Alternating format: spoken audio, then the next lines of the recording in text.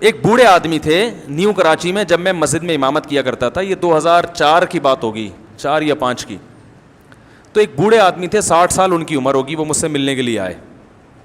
اچھا, میں اس وقت اپنی 4 شادیوں پہ کتاب لکھ رہا تھا, اور میں کہہ رہا تھا یہ ایک نکاح کی کثرت کا ایک نقصان یہ ہوا ہے کہ جہیز کی رسم بہت تیزی سے, سپلائی اور ڈیمانڈ ہے نا, سپلائی زیادہ ڈیمانڈ کم, تو عورت کی ویلیو گر گئی. جب ویلیو گر گئی تو انعامی اسکیمیں نکالنی پڑتی ہیں. پھر جیسے پیپسی کی بوتلیں زیادہ ہو جائیں, خریدنے والے کم ہو, تو پیپسی والے کہتے ہیں 4 بوتلوں پہ 1 فری. تو میں کہہ رہا تھا اب عورت کی ڈیمانڈ کم ہو گئی ہے نکاح کے حوالے سے, ویسے تو گرل فرینڈ کے حوالے سے بہت ڈیمانڈ ہے, نکاح میں ڈیمانڈ کم ہو گئی. تو اب لڑکی کا باپ کہتا ہے بھائی بیٹی سے شادی کر لو, double bed free, fridge free, الماری فری, تو یہ انعامی پیکج ہے. تو اس کا حل یہ ہے کہ ڈیمانڈ بڑھا دو سپلائی کے مقابلے میں. ہر آدمی جب زیادہ نکاح کرے گا تو پھر عورتیں کم پڑ جائیں گی. کیا خیال ہے؟ پھر عورت کی ڈیمانڈ کیا ہو, گرل فرینڈ کے لیے تو بندوں کو لڑکیاں ملیں گی نہیں, کیونکہ جب ان کو اچھے اچھے میاں مل رہے ہیں تو وہ پاگل ہیں کہ کسی کو بوائے فرینڈ بنائیں. وہ کہیں گے بھائی یہ تو وفا کرے گا, میاں وفا کرتا ہے نا, بوائے فرینڈ تھوڑی وفا کرتا ہے. تو پھر وہ کیا ہو جائیں گی لڑکیاں مارکیٹ سے شارٹ. جب شارٹ ہو جائیں گی تو پھر لوگ پھر لڑکیوں کے ابا کے پاس آئیں گے, بھائی ہم, پھر وہ انعامی اسکیم ہے کہ بھائی میں اتنا مہر دے رہا ہوں اور میں آپ کی بیٹی کو ایک الگ باقاعدہ گھر بنا کے دوں گا, اور میں جو ہے وہ اور میں میڈیکل جو تعلیم ہے نا وہ میں مکمل کروا دوں گا اس کی. 2 سال ہو گئے نا, 2 سال میرے ذمہ, میں ڈاکٹر بنا دوں. پھر یہ ہوگا, آپ اس کو مذاق نہ سمجھیں, حقیقت ہے. صحابہ کے دور میں ایسا ہی ہوا کرتا تھا کہ جی میں کروں گا یہ سارے کام. تو میں کتاب لکھ رہا تھا, کیسا ایک کیا اللہ کی طرف سے ایک ہوا ہے کہ بالکل یہی میں لکھ رہا تھا کہ بوڑھے باپوں پہ جو ہے نا بیٹیاں بوجھ بن گئی ہیں. یہ مضمون میں لکھ رہا تھا کہ اسی دوران عصر کی نماز کا وقت ہوا, اور میری یہ جذبات سے کیفیت تھی کہ میری آنکھوں سے آنسو ٹپک رہے تھے. یعنی یہ جو میں نے کتاب لکھی ہے نا, یہ کوئی عیاشی کی کتاب نہیں ہے, جو حالات میں دیکھ رہا تھا. اور میں جب وہ لکھ رہا تھا تو وہ آنکھوں سے آنسو ٹپک کے نا, وہ جو سیاہی ہے وہ پھیل رہی تھی صفحے پر, مجھے لکھنے میں دشواری ہو رہی تھی, ایسا جذباتی ہوا تھا میں اس وقت. نماز پڑھ کے میں واپس گھر کی طرف آ رہا ہوں تو ایک بوڑھے میاں نے راستے میں روک لیا. ان کو کیا پتا میں اس ٹاپک پہ لکھ رہا ہوں. انہوں نے کہا بیٹے میری 6 بیٹیاں ہیں, میں زندگی میری عذاب میں آ گئی ہے. ایسے بوڑھے آدمی کے زبان بھی ان کی لڑکھڑا رہی تھی, بولا نہیں جا رہا تھا. کہہ رہے ہیں یار رشتے تلاش کرتے کرتے اب ایک رشتہ ملا ہے بڑی بیٹی, دوسری بیٹی کے لیے, بڑی سے جو چھوٹی ہے. تو وہ کہہ رہے ہیں جہیز بھی میں نے انتظام کر لیا, مکان پہ میں نے برائے فروخت کی تختی بھی لگا دی ہے کہ یہ بھی بیچ کے میں جہیز اور جو بھی انتظامات کروں گا. لیکن بارات کا جو کھانا ہے اس میں وہ کم معیار پہ راضی نہیں ہو رہے. بارات میں بھی کھانا کھلا رہا ہوں لیکن معیار اتنا ہے کہ اگر میں نے اس بیٹی پہ یہ خرچ کر دیا تو دوسری بیٹیوں پہ کیا کروں گا میں. اس بیچارے کی جو کنڈیشن تھی نا, خدا کی قسم میرا دل چاہ رہا تھا کہ میں چیخے مار مار کے روؤں, چیخے مار مار کے روؤں کہ یار یہ کیا معاشرے نے بنا دیا بیٹیوں کو. تو مجھے آ گیا غصہ. میں نے کہا کہ آپ کا جو یہ بے شرم داماد ہے یہ نہیں دیکھ رہا آپ کی غربت. تو انہوں نے کہا بیٹا اس کے پاس لڑکیوں کی کمی, بولو بھائی, نہیں ہے. کہتے ہیں میں نے بڑی بیٹی کے معاملے میں یہ کیا تھا, جہیز بھی سب کچھ, بارات میں کھانا تھوڑا سا کم, یعنی ایک سنگل ڈش سے بریانی ہو جائے گی بھائی, کیوں میری جیب اجازت نہیں دے رہی تھی. تو رشتہ ٹوٹ گیا تھا اس بیس پہ. لڑکے والوں نے کہا تھا کہ ہم جب آئیں گے اور 1 ڈش ہوگی تو میرے دوستوں میں میرا معیار گر جائے گا, لوگ کہیں گے کہ میں کسی غریبوں سے شادی کر لی ہے. سمجھ میں آ رہی ہے بات؟ کہہ رہی ہے مصیبت سے ایک رشتہ ملا ہے, اب یہ بھی انکار کر دے گا, یہ بھی کیا کر دیں گے, انکار کر دیں گے.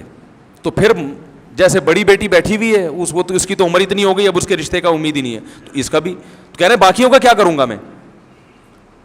تو میں نے ان سے کہا, تو یہ میں بڑا جذباتی ہو گیا تھا نا اس وقت. پھر میں نے واپسی پہ یہ واقعہ بھی اپنی کتاب میں لکھا ہے, میری کتاب میں یہ واقعہ بھی آپ کو ملے گا جو اسی وقت لکھا پھر میں نے لا کے, اور پورا یہ بتایا کہ میں ابھی واقعہ لکھ کر گیا ہوں اور نماز پڑھ کے بالکل اسی سے ملتا جلتا واقعہ ہو. تو میں نے پھر ان کو کہا, وہی مجھے یہ میت والا واقعہ یاد آیا نا. میں نے کہا پھر آپ ایسا کریں, بارات کا کھانا کھلائیں, کہیں سے انتظام کرتے ہیں, اللہ نے ہمیں توفیق دی, ہم بھی کچھ کریں گے, اور ویسے کرنا چاہیے, بہرحال مدد تو کرنی چاہیے. مسئلہ یہ ہے کہ وہ انکار کرے گا, رشتے کے مسائل بہت ہیں, لڑکی والوں کو یہ منہ میں ہڈی دینی پڑتی ہے ورنہ وہ اس سے بھی جاتے ہیں نا, اس گھر تو بسانا ہے اس نے.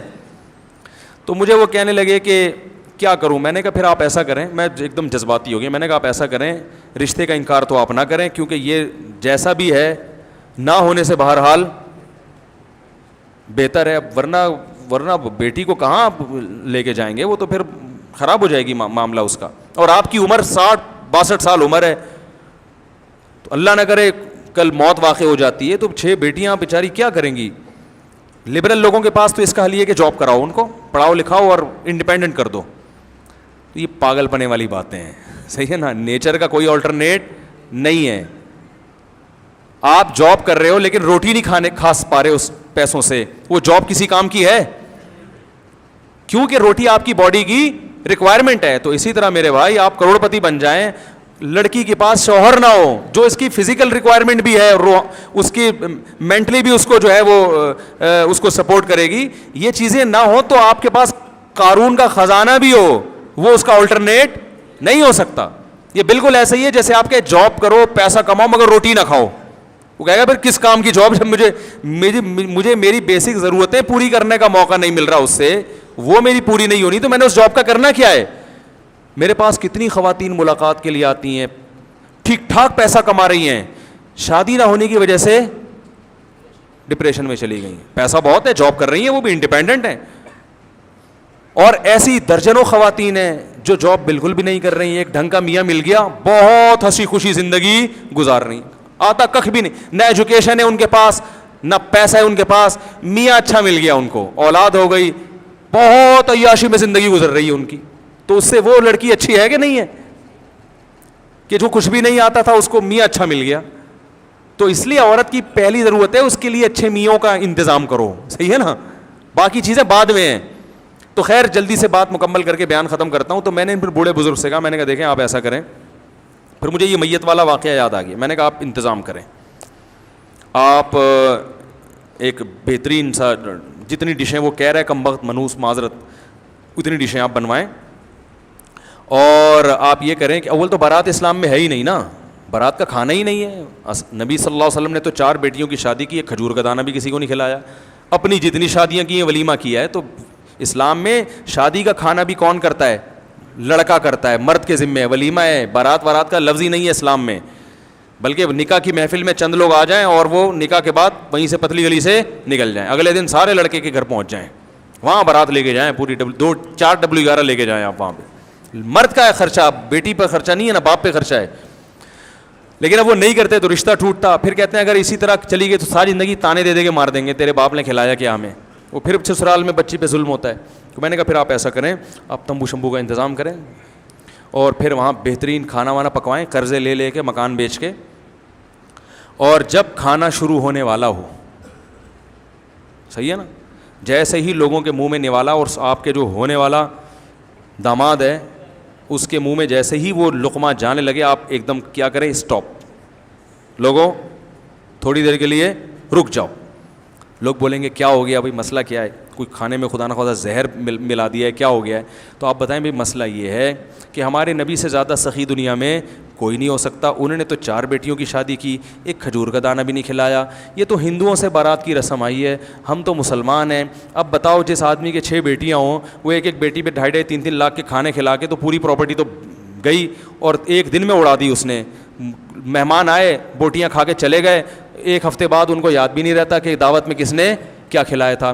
تو یہ جو بیڑا غرق کیا جا رہا ہے بوڑھے باپوں کا, بیٹیوں کے بے شرم داماد جو بیڑا غرق کر رہے ہیں, کیا یہ سمجھ میں آنے والی بات ہے؟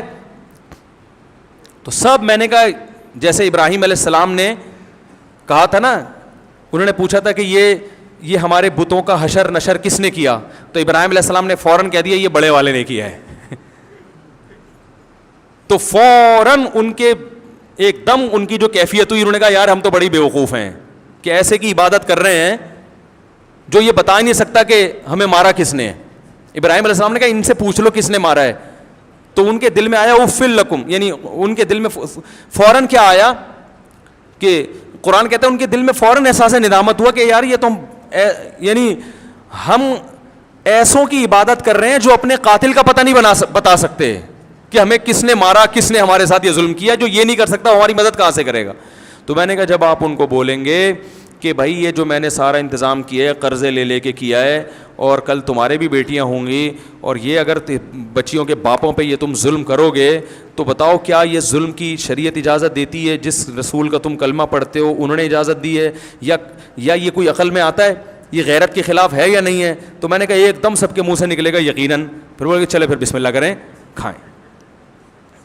انہوں نے کہا بیٹا یار کیسے مشورے دے رہے ہو. میں نے کہا اچھا چلو اتنی ہمت نہیں ہے تو ایک بورڈ لگا دیں, بارات کا کھانا جب کھلائیں نا تو ایک کیا لگا دیں, ایک بورڈ, اس پہ لکھ دیں کہ یہ کھانا اسلام میں نہیں ہے. علماء سے ہم نے سنا یہ غلط ہے اور یہ بچیوں کے باپوں پہ بوجھ ہے, تو میں تو مجبوری میں کھلا رہا ہوں اپنی بچی کے تحفظ کے لیے, مجبور ہوں کہ سسرال میں اس پہ ظلم نہ ہو, ورنہ یہ اسلام میں پسندیدہ نہیں ہے. اتنا بورڈ لگا دیں, کچھ تو تھوڑی سی تو شرم آئے گی کم وقت کو کھاتے ہوئے. ارے اتنے لاکھوں روپے خرچ کر رہے ہو تو اس کا اتنا معاوضہ تو لو کہ اس کو شرم تو آئے نا. تو انہوں نے یہ مجھ سے وعدہ کیا کہ میں کچھ تھوڑا بہت زیادہ تو کہہ رہے گاڑا نہیں کہ پھڈا نہ ہو جائے, تھوڑا سا لکھ کے انشاءاللہ لگاؤں گا. لیکن میں نے ایک دفعہ بیان میں پھڈا کروایا ہے. ایک دفعہ کہیں ہم بیٹھے ہوئے تھے, میں نے نکاح پڑھانا تو میں نے اسی وقت جہیز کے خلاف بیان شروع کر دیا, اور وہ دبا کے جہیز لے رہے تھے لڑکے والے. نکاح مجھ سے پڑھوانا تھا, ہم نے جہیز کے خلاف بول دیا. وہ لڑکے والے ایک ایک کر کے کھڑے ہو رہے ہیں, آپ کو ہم نے نکاح پڑھانے کے لیے بلایا ہے, تقریریں کرنے کے لیے نہیں بلایا. تو میں نے کہا یہ ان سے پوچھ لو, انہوں نے مجھے خود کہا تھا کہ تقریر بھی کرنی ہے. انہوں نے خود بولا. تو انہوں نے کہا پھر یہ کیسی باتیں کر رہے ہیں, آپ اپنا نکاح کے فضائل بیان کریں. میں نے کہا فضائل کی آپ کو ضرورت نہیں ہے, وہ پتہ ہے تبھی تو نکاح کیا نا. اس طرح کی مجھے پوری ورڈنگ تو یاد نہیں ہے اپنی. تو میں نے کہا بس تمہیں مولوی اتنا اچھا لگتا ہے کہ جو جنازہ پڑھائے ہیں, بچے کے کان میں اذان دے اور دم درود کر لے, گھٹنے میں درد ہے, میری کھوپڑی میں درد ہو رہا ہے, میری ناک میں درد ہو رہا ہے, تھوڑا سا فاتحہ پڑھ کے پھونک لگا دے, اور تھوڑا سا جو ہے وہ تعویذ شاویز کا کچھ لکھ کے دے دے, گنجے کے سر پہ ہاتھ پھیر دے کہ شاید اللہ پال نکال دے اس کے, ہیں بھائی. باقی تمہیں تو بھائی یہ چیز تمہیں قیامت, یہ اسلام تمہیں قیامت میں اللہ کے عذاب سے نہیں بچائے گا, سمجھ رہے ہو نا. تو اللہ تعالیٰ ہدایت. آپ بھی جب بارات کا بچیوں کی بارات میں مجبوری میں کھانا کھلائے کریں نا, تو ایک دفعہ میرے اس بیان کی ریکارڈنگ کم از کم سے چلا دیں, یہ والا واقعہ کھاتے ہوئے ہیں. جب وہ کھا رہے ہو نا تو کہیں یہ غیرت کے خلاف ہے بارات کی بوٹیاں. اچھا ایک بات یاد رکھو, فقہا نے بیان کیا ہے کہ جس کو ظلم کا خطرہ ہو اس کے لیے رشوت دینا جائز ہے, کیونکہ آپ نہیں دیں گے تو ظلم کرے گا نا, تو لینا تو حرام ہے, دینا جائز ہے. تو اس لیے پہ بارات کا کھانا بھی ہے. اگر آپ کو یہ خطرہ ہے کہ بچی, کیونکہ سب نے یہ تقریریں نہیں سنی ہوئی ہوتی, اور سنی ہوئی بھی سب نے ہوتی ہیں تو سمجھ میں نہیں آتی, اور سمجھ میں آ بھی جائیں تو سب اتنے نیک نہیں ہوتے کہ عمل بھی کریں. تو پھر یہ باپوں کی مجبوری بن چکی ہے کہ بچیوں کو رخصت کرتے ہیں تو وہ بارات یہ ٹوپی ڈرامے کرنے پڑتے ہیں. تو اگر خدا نہ خواستہ اتنا ڈر ہے کہ رشتہ ہی ٹوٹ جائے گا, بچی کا گھر ہی اجڑ جائے گا, تو پھر آپ بھی کھلا دیا کریں اس نیت سے کہ منہ میں ہڈی دے دینی چاہیے, ٹھیک ہے نا. کوئی زیادہ بھونک رہا ہو نا تو بھائی ایک تھوڑی سی بوٹی ڈال دو کہ چپ ہو جائے گا, جان چھوڑا ہماری. تو اس نیت سے کہ ہڈی. اور پھر لڑکی کے قریبی رشتہ دار جو جن کے نہ جانے سے بھی فساد کا خطرہ ہے, وہ پھر بارات میں جا بھی سکتے ہیں. بھائی لڑکی کے اب بارات کا بائیکاٹ کر کے, بھائی بارات کا بائیکاٹ کر کے بیٹھ گیا, بہن کی شادی ہے وہ بھائی نہیں جا رہا, تو پھر لڑکے والے بعض دفعہ وہ ان کو یہ تھوڑی سمجھ میں آتا ہے کہ وہ کہتے ہیں شاید ان کے تعلقات ٹھیک نہیں ہیں, اس کا پھر. تو ایسے موقع پر ہم لڑکی کے بھائیوں کو بھی گنجائش دیں, تمہاری بہن کی شادی ہے, تم تو مجبوراً جاؤ یار, مجبوری ہے نا, وہ پھر بڑا برا اثر پڑتا ہے سامنے والوں پر. تو ابا ہی شارٹ ہو گئے وراثت سے کہ یہ ناجائز ہے, میری بیوی کر رہی ہے مجبوری میں تو میں نہیں آؤں گا. تو داماد بولے گا یہ تو پتہ نہیں بیٹی کا باپ ہی مارکیٹ سے کیا ہے, تو وہ پھر اور غلط مطلب لیا جاتا ہے. تو پھر رشوت جیسے ظلم سے بچنے کے لیے دی جاتی ہے نا, تو پھر وہ اس حد تک ان رشتہ داروں کا جانا بھی, اس کی بھی گنجائش ہوگی, سمجھ رہے ہیں. کیونکہ اس میں بعض لوگ غلو کرتے ہیں اور وہ کہتے ہیں بارات اسلام میں جب جائز نہیں ہے, ناجائز ہے, غلط ہے, تو وہ پھر اتنا بائیکاٹ کروا دیتے ہیں کہ وہ خود اس حالات سے گزرے نہیں ہوتے.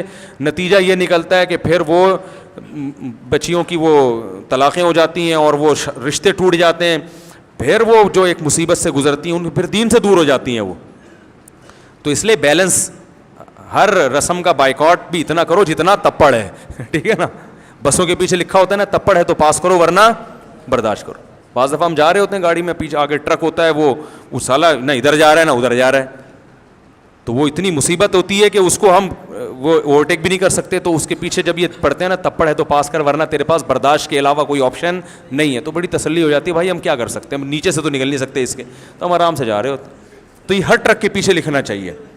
اس سے پیچھے والے کو کیا ہوتی ہے, تسلی ہوتی ہے, بھائی اس کو پاس نہیں کر سکتے. اب وہ جتنی اسپیڈ سے یہ جائے گا, اب آپ بھی اتنی اسپیڈ سے ہی سفر کرو. کہیں ڈبل روڈ ہو گیا تو نکال لینا, ورنہ ایسے ہی پشاور تک آپ کو اب ایسے ہی سفر کرنا ہے. ٹھیک ہے. تو اپنی استطاعت کے مطابق ان رسومات کے خلاف جہاد کریں. زیادہ اتنا فنٹر نہ بنے کہ, لیکن جو لڑکے ہیں نا نوجوان, وہ یہ بائیکاٹ کر سکتے ہیں. بولے بھائی میں اپنی شادی میں بارات, بولو بھائی نہیں رکھوں گا, وہ یہ بائیکاٹ کرے. لیکن اس کی لڑکی والے اگر کر رہے ہیں تو دولہا ہے تو پھر چلا جائے. وہ کہے میں بارات میں نہیں آؤں. تیری بارات ہو رہی ہے, تو ہی نہیں آئے گا. میں اس لیے کہہ رہا ہوں کہ وہ جونپور کے قاضی نہ بن جائیں, کہیں مسالہ زیادہ لگ جاتا ہے نا. بعض دفعہ میرا بیان سن کے دولہا کہہ رہا ہے میں بارات میں نہیں جاؤں گا. میں کہتا ہوں کہ بھائی ان کو اس پر تو فورس کرو کہ بارات ہوگی نہیں, لیکن اگر وہ پھر بھی کر رہے ہیں تو پھر نہیں مان رہے تو پھر جانا تو پڑے گا نا. آپ کی شادی آپ ہی اسٹارٹ ہو بھائی, تو وہ پھر مجبوری ہے. تو وہ اس لیے کوئی بھی عمل کرنے سے پہلے نا علماء سے پوچھ لیا کریں کہ اس پر مسئلہ تو یہی ہے لیکن اس پر عمل کیسے کرنا ہے. اللہ تعالیٰ سمجھنے کی عمل کی توفیق عطا فرمائے.